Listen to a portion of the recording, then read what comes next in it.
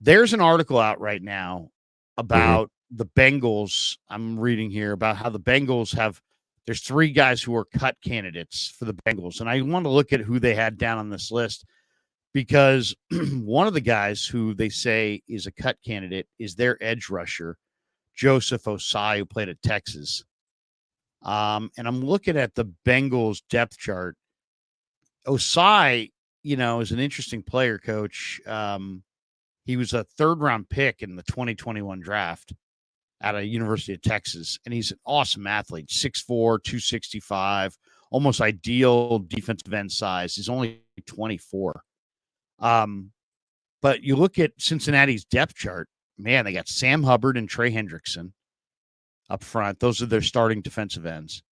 And then they have Miles Murphy, who's a stud, first round pick in 2023, North Carolina. And then they just drafted Cedric Johnson out of Ole Miss. They also have Gunter, who's a pretty good pass rusher as well. Anyway, Osai's running with the threes, and they're saying he may not make the roster. That's a guy who might be better than Drake Jackson. That's a guy that might be better than Robert Beal. Like, if, to me, there was a great article the other day about, guys who could wind up getting cut at the cut down. And to me, this is the next focus for the 49ers as they try to build a team out for this year. It's like that next cut down. Who's going to get cut, and can you add a piece or two? And they had 4 defensive ends that they projected to be cut by the end of camp. Osai was one in Cincinnati. Darrell Taylor was another for Seattle, former Tennessee Vol. Isaiah Foskey, who played at Notre Dame, who's playing for the Saints. He's getting caught up in a numbers game in New Orleans. Very, very talented player, first round pick, or maybe second round pick. And then John Kaminsky from the Lions, who played at Charleston. All 4 of those defensive ends, they say may get cut. This is an area, coach, for the second year in a row. Last year, we were taking our look at guys like Taco Charlton. To me, if Drake Jackson and Robert Beal can't be depended on, the Niners are right back where they were last year, looking to pick up anybody and everybody coming off the edge as backups. Hmm. To me, that's a concern spot. And I like all those guys. I like Foskey. I like Darrell Taylor. I like Joseph Asai. I would take those guys. We'll see. I mean, I'm a big Drake Jackson fan, and I thought Beal showed improvement late in the year.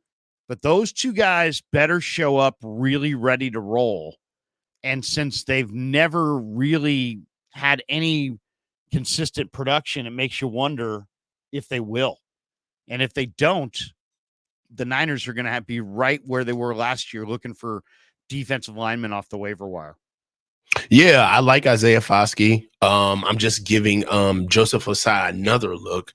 He was a little bit smaller when he was coming out of college. He was just tipping over 240 at the time.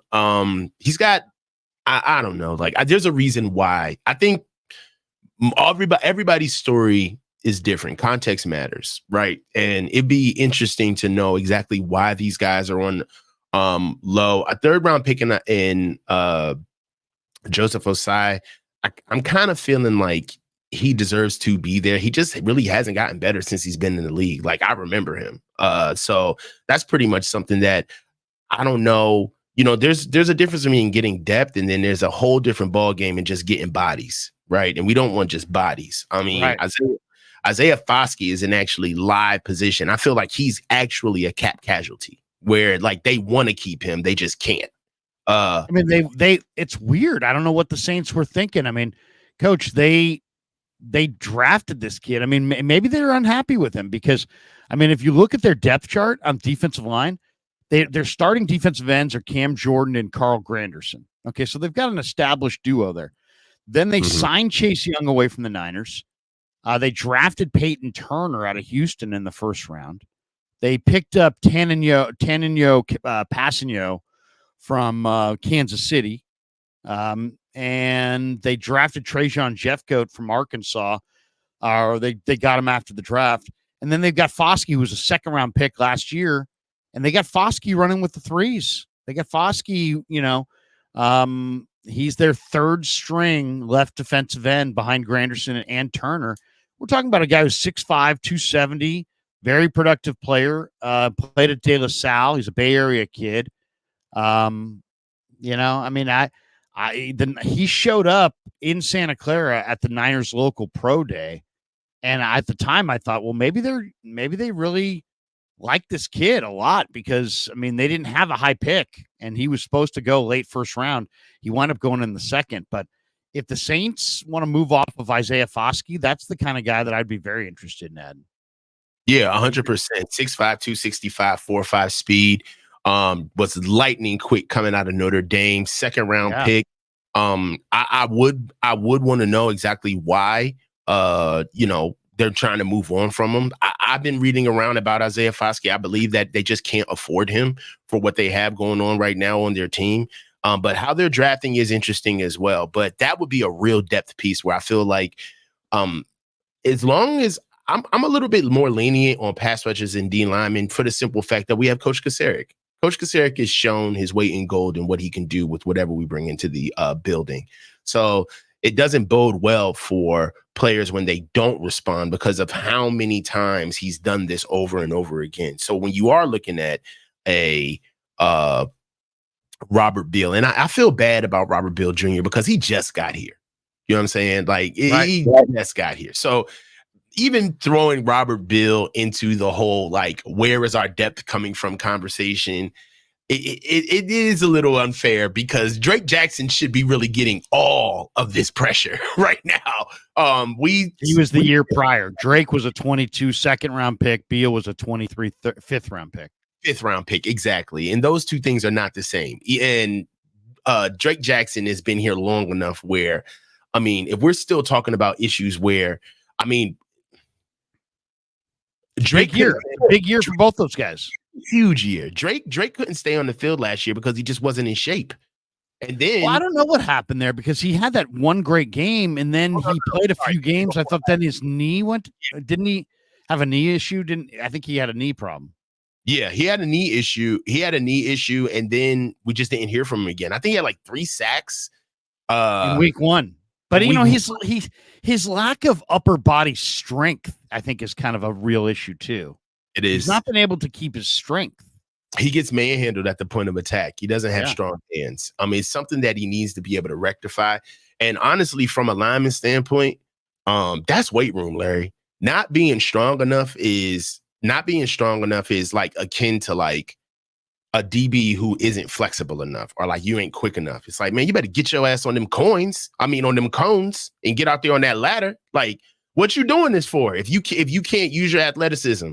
So if you are, we always say, man, like the realest football is the closest to the ball. And if you can't operate from a physical standpoint and you got your hand in the dirt, then you're a liability. Right. So that's something where Drake Jackson, he needs to get in the weight room. I'm positive that he is. But I shudder to think if we have another 315 for reps conversation with him. Because I don't want to hear that no more. Say that again. What's that? When he was excited that he could bench 315 for reps. Oh, right. Yeah. Yeah. And everybody was kind of like, that's not the flex you think it is, bro. It's not. He lacks, first of all, if you stand next to Drake, he's got a regular build. He's got a regular person's build. Yeah. If you stood next to like Samson Ebukam a couple years ago in that locker room, this guy's sculpted. His shoulders were just boulders. I mean, just freaking unbelievable physical development. Drake looked like a regular guy. So he needed to put on some serious strength in the upper body. And they said he was there lifting last year. He looked a little stronger, but it wasn't not appreciably stronger. No. Had a good first game. Then, just kind of by week 6 or 7 was just, persona non grata. It was like, where is this guy? Is he ever coming back? And I just think that's a huge, huge camp for him. He's got no guarantees. Beal's got no guarantees. This is the NFL. You get a year or two. You get drafted, you get a year or two, and guess what? Then there's somebody else coming up. There's some Well, other young defensive end. yeah, I mean, not for long. That's what the NFL stands for. You know what I mean? 1 year. I mean, not 1 year. I mean, You get if you're a first round pick, you get one. You get like 3 years. 3, If you're a second and third round pick, you get like 2 years. 2. If you're a late round pick, you don't get any years. You just Year. you got to make it or you're cut. Yeah. So so that's going to be a key spot for sure. I also want to be clear though. One of the reasons why this is a topic of conversation for Drake is he does have incredible upside. He's so athletic. He's got tons of flexibility, quick twitch. His get off is remarkably fast, not just for his size, but just period. He backs down passes. He actually can play. He can rush as an interior guy. Very athletic. You know what I mean? So for me, he just needs to get stronger, right? I feel like all of that will tie together, but there's how can I say this? Like there's caveats in his game that he uses because he's not strong, right? So he uses the side swipe, or he uses scissor hands, or he uses one arm to get long, he long arms, right? But he uses all of those techniques in a bastardized fashion because he doesn't have the strength to pull it off correctly, right? So he needs the strength to become a more complete player because the skill set is there, right? It's not like he's just bad. He's not strong enough, right? Rob, stop. So Rob's just scissoring. There's a couple things going on here. One, I mean, if you look at the greatest pass rushers, they're completely liquid. And what I mean by that is if they try one move and you counter, well, they've got a counter to every counter. Mm-hmm. So I'm coming at the quarterback and I'm going to try to beat you to the edge. Okay, now you beat me to the edge. Now I'm knifing back inside. Now you knife back inside. Now all of a sudden I'm twisting off of you. And, the really great pass rushers cannot be denied. And they cannot, there's no one way they rush, but there's no one way to block them. And you can, right. and they can spin from this move into that move, into this counter, into that counter. And there's no answer. What I saw with Drake was if he was initially stonewalled, he was kind of cooked. He didn't really have those counters and those extra spin moves. Now, there were some good things to like. He's a great kid. He plays with a high, he bats down passes. He plays with a high revving motor, but he's got to get stronger and he's got to get more technique and he's got to have more counter moves. And it's just Beal's got incredible speed. And you can see that speed. And he can beat you with that speed. And sometimes, I think Beal's got a real exciting skill set because he can, his speed is such a difference maker that he kind of beats you with his speed. Then you got to counter and really kick out. And then he's got all kinds of ability to spin inside and he's worked on his technique. So huge year for both of those guys. They have to deliver.